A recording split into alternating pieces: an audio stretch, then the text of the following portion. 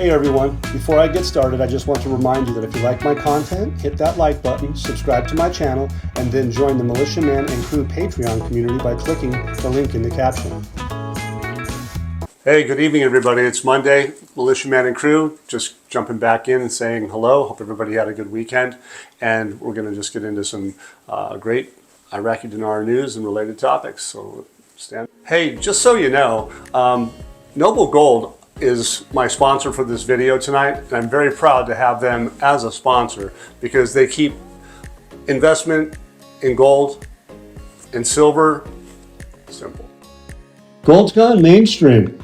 You're seeing it everywhere, and prices keep climbing. Every day, more and more Americans are catching on to the power of gold. But how do you actually take advantage of it?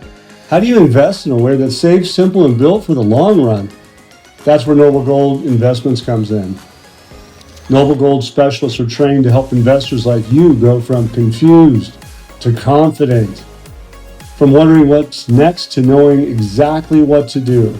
Whether you're looking to roll over an old 401k into a gold IRA, or you want physical coins and bars delivered right to your home, Noble Gold makes the process simple, safe, and stress-free. You'll get a step-by-step guidance, transparency pricing, and U.S.-based service from a team that's handled over $2.5 billion in precious metal transactions. With Noble Gold Investments, protecting and growing your wealth isn't just their job, it's their commitment. So visit noblegoldinvestments.com today to claim your free wealth protection kit. That's noblegoldinvestments.com. Noble Gold, helping you build a stronger future. So let's just jump right into this article tonight. Al-Sudani meets Trump on sidelines of the Sharm el-Sheikh summit. And this is just a brief. It's Prime Minister Mohammed Shia al-Sudani with the United States President Donald Trump on Monday. Sidelines. I just want you guys to focus in on that because this is what is going on. They obviously are talking about some very important things that are going on in the Middle East, and but at the same time, there's some undertones. And those sideline meetings are pretty big because there's a lot of people that are meeting with Al-Sudani, and it's not it's public tonight, but you have kings, delegates, you have all kinds of different countries meeting with them, sheikhs, everybody. But this particular case, it is sideline meetings, and it was nice to see that they had these, and there was a nice thumbs up from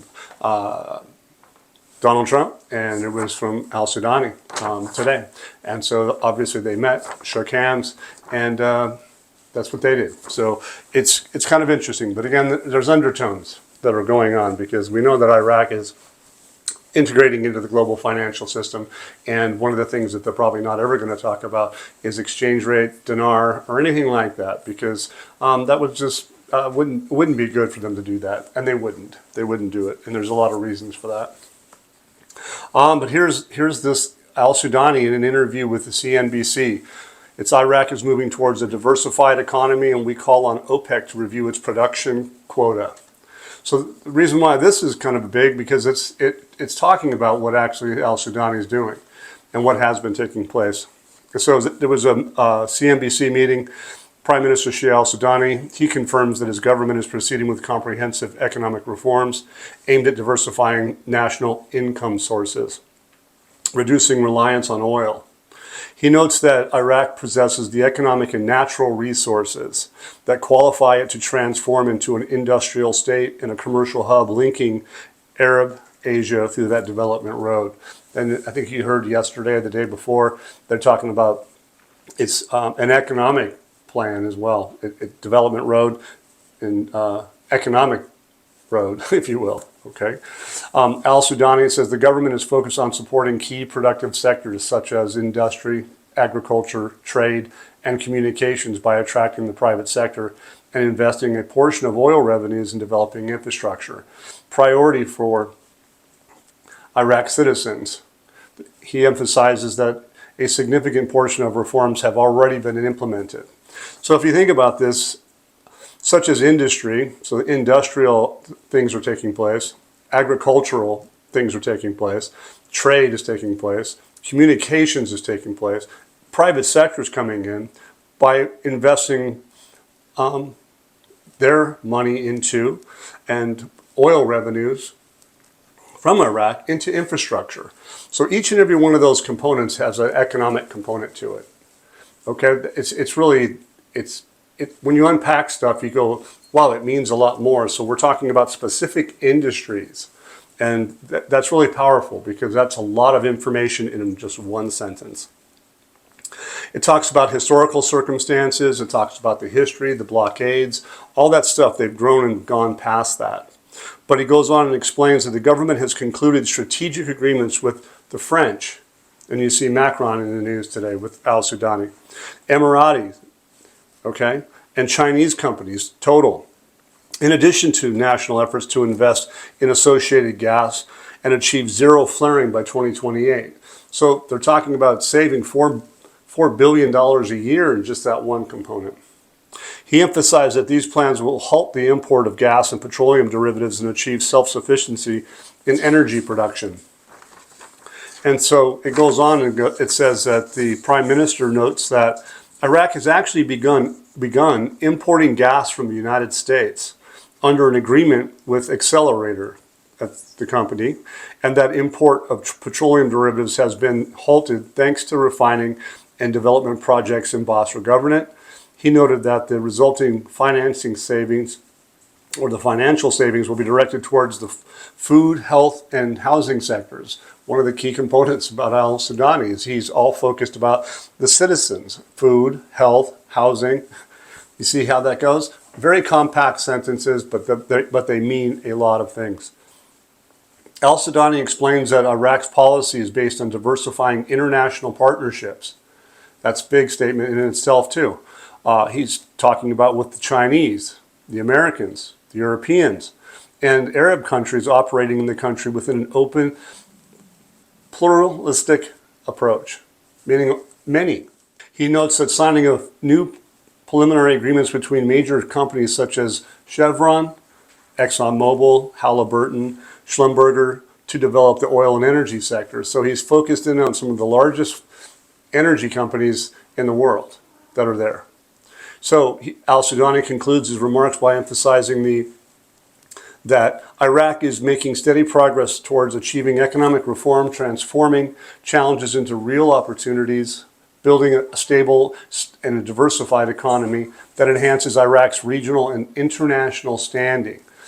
All the things we've been talking about right there, Iraq is going to do trade regionally and internationally. It's really good. So ultimately, al-Sudani is in Western mainstream media giving an economic pitch. That's what it sounds like. I've not ever seen him do this before. I don't think anybody has. It's quite a bold move for him to have done this today. I think it's fascinating. He is fairly detailed in this snippet. This isn't even the whole thing. He's very detailed. This shows to me Iraq is ready for the world stage. He's like showcasing the deal of the century. And so if you think about what's going to take place in Iraq over a period of time, estimated time, it could go all the way out to 2050, but it is kind of the deal of the century. It's this century that they're talking about. He brought a packed house with all those names I just mentioned, partnerships, all on a global scale. That's really impressive, you guys. Iraq is moving toward economic and banking reform, and we've seen all of that. We've seen Oliver Wyman, Ernst & Young. We've seen the banks, consolidation, correspondent banks, all of those things. He's met with the challenges and created real opportunities for a sustainable and diversified economy. Absolutely, 100% he has. This is a rare event that took place today. I think you guys should really take that seriously because it's really something to be smiling about. It really should be.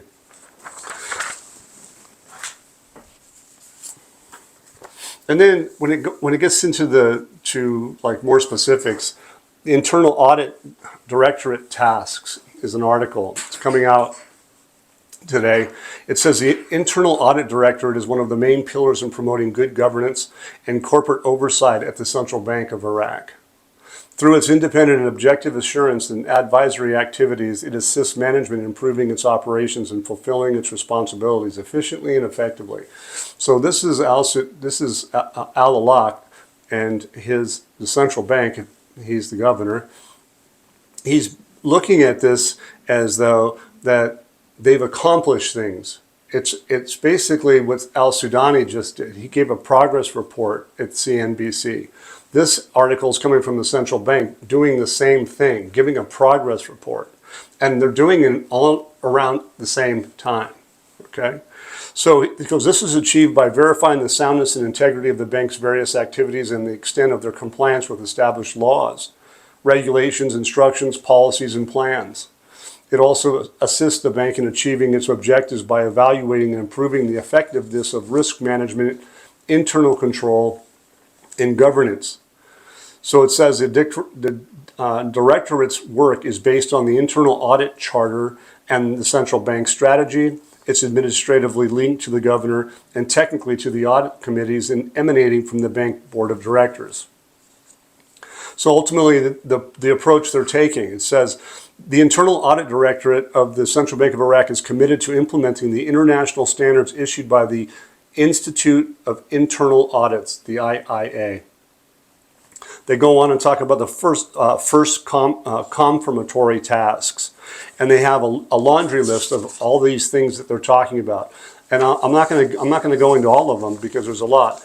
But some of the things that caught my eye were evaluating the reliability and validity of financial accounting information, verifying the existence of assets and the safety of the means used to protect them, evaluating the efficiency, adequacy, and suitability of electronic systems and technologies. It's like they're talking about new technologies in accordance with accepted standards and practices, evaluating the efficiency and effectiveness of the bank's cybersecurity procedures. That reeks to new technologies. A couple more goes down and says planning and consulting tasks.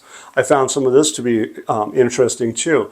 Preparing the annual risk-based internal audit plan, presenting it to the audit committee for approval, preparing and reviewing the internal audit charter, talking about cooperating with external regulatory bodies. So they're not talking about internally, now they're talking about international.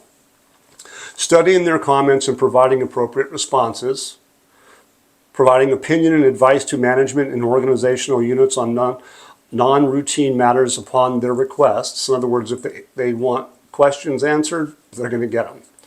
Contribute to internal investigations in accordance with approved methodologies as requested by senior management. Talks about participation in permanent and temporary committees and working groups in accordance with approved methodologies in a manner that does not conflict with international standards for internal auditing. So they're playing by the rules, international rules. It says, lastly, it says study and develop approved procedures in accordance with international standards for internal auditing. So they're going to have their internal auditing, but they're going to be speaking to a higher body effectively, externally. And that would reek of World Bank, BIS, IMF, all that stuff. The Internal Audit Directorate plays a key role in enhancing and governance and institutional oversight of the Central Bank of Iraq. This is quite a signal of Iraq's commitment to global financial integration. The central bank is showing transparency, ensuring compliance with laws, regulations, policies, adhering to plans put in place. Al-Awlaq has been doing his job, as this whole outline today in this article is giving people what they need to know, and effectively, what is it? The central bank's house is in order. That's what for global integration. The CBI's audit alignment looks to be the proof of global commitment. It looks like commitment. That's what he's done. He's got a commitment to do this. And who's paying attention? BIS, the IMF, World Bank, WTO, etc. United States Treasury, Federal Reserve. Okay, everybody that's involved. And to me, this is 100% a very good sign that Iraq is integrating into the global financial system. The Planning Department, Ministry of Planning, September inflation rate to be announced next week. Why is this important? It's just a brief little article. I find it very, very powerful because Iraq has, right now, for 3 years, been under 3% inflation. It's been eyeballed by all those entities I just mentioned. But right now they're at 0.8%. This article tells you that they could be even lower and that we'll find out here shortly about that. And I think it says next week, okay, for September, they're going to give you the inflation rate for next week.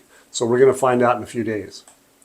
It says that he explains that the annual decline in inflation recorded a rate of 1%, while the monthly decline rate ranged between 0.2 and 0.3%. So it's at 8, so you take away 2 to 3 points, and you're going to be closer to 7. That's 0.7%. That's down. That's huge. He explains that this rate is an indicator of stable inflation rates with no increases recorded.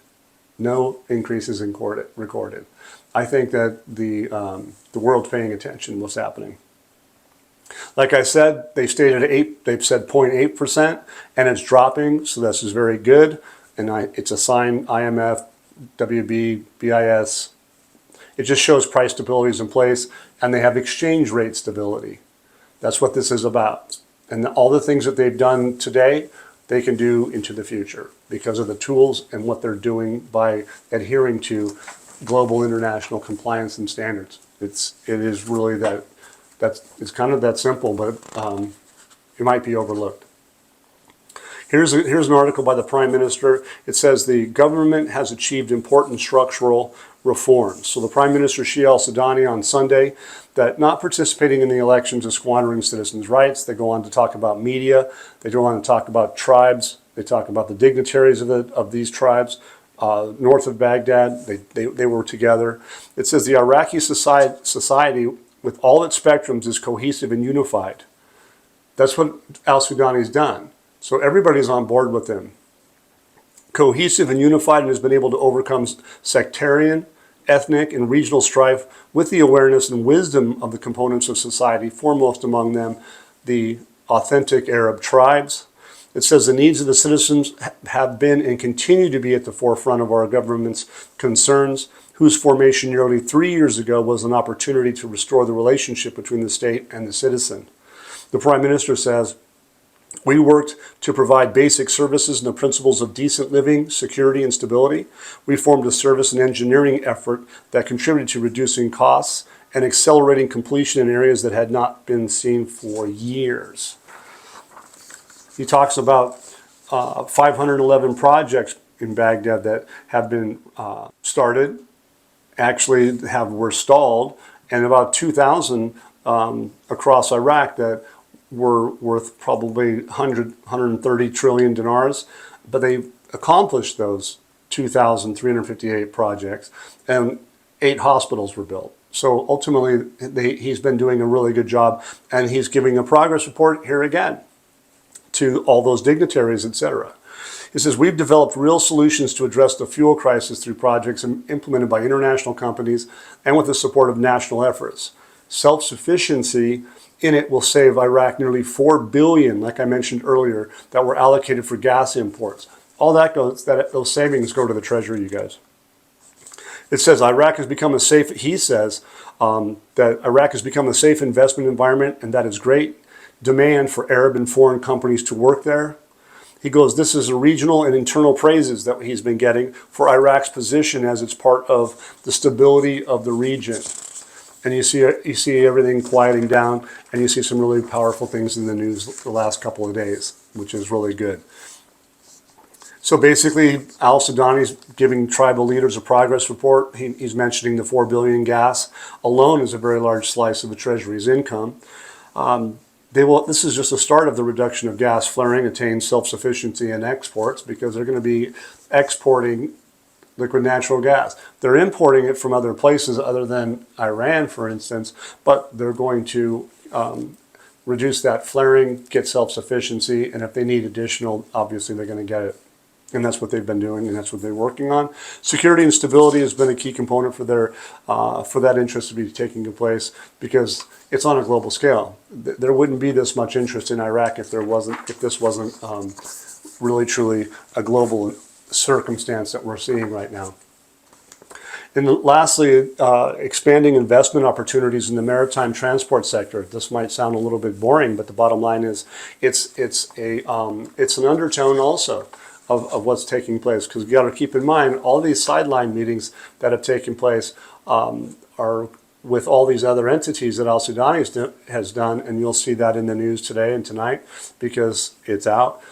He talked with the UAE, he's talked with other countries, he's talked with France, he's talked with all these different countries and entities and kings around the world. So it's a big deal. He goes on and points out the adoption of the Electronic Control Center in the management of maritime operations contributed significantly to enhancing transparency. And it says facilitating the follow-up of daily operations and automating the management of trips and FAVist and loads. And he goes on and says, in addition to this, it says it's providing real-time and comprehensive statistics, speeding up delivery, export procedures, and reducing costs and time. It says Iraq has completed these procedures for depositing more than 30 maritime agreements, most notably those related to mandatory inspection as well as the application of large part of requirements of the International Maritime Organization through introduction of the latest technologies, the adoption of electronic control, the training of maritime owners and the issuance of international certificates for them, allowing them to work on ships legally and safely. This is about regional trade. This is more so geared towards bringing in foreign direct investment because they're going to have the ability to move goods through Iraq. They're going to be able to bring in ships. They're going to have many, many more ships coming in, and they're going to be doing trade for a regional aspect. But that is going to support the Development Road Project, whereby it isn't necessarily all global, but it is because it's going to bring in global investors because of the nature of they're going to reconstruct the country through the Development Road, and there's going to be an economic roadmap as well because all this new foreign direct investment that's coming in is going to create more jobs and all that good stuff. So anyway, the advancements in maritime activities shows to be a complement towards integration into global norms. This will affect the region for faster and more efficient supply chains. And supply chains, if you guys remember back during the COVID era, they got really out of whack. But now they're going to fix all that, well, in this particular case for their region. It says, while creating FDI that will increase non-oil revenues, reducing trade costs by digitization, aligning with international standards as noted by this International Maritime Organization with their single window system, like in the port of Mqasr, will contribute to economic stability and attractiveness for global investors. This, in turn, facilitates financial flows. As improved trade infrastructure often correlates with stronger ties to global finance, including access to international credit and investment funds. For instance, the initiatives like the TIR system that we've been talking about, customs transit system, which went live in Iraq in 2025, are expected to attract foreign investment, enhance connectivity indirectly, aiding financial integration by making Iraq a more viable player in regional and global supply chains. And so if you can see all these undertones coming on, you can see that these sideline meetings that are in Iraq going on, well, with al-Sudani, they're not going to talk about things outside of this. They're not going to talk about the dinar exchange rate. They're not going to talk about the timing of any of that. They're just not going to ever do that. But what they're going to do is they're going to communicate, and they're going to communicate properly. I call it the hush-hush. That's why they're doing it. But believe it or not, it's very well known that a lot of things happen because it needs to be quiet, but they happen behind closed doors. And so just keep that in mind because they're not going to broadcast certain things because they can't. So anyway, but it's good, powerful information. I like what we're seeing. I see the peace in the Middle East. I see the good things that have happened just yesterday and the day before. God bless all those that have been harmed and all those that are home now. But the bottom line is Iraq integrating into the global financial system? They sure are.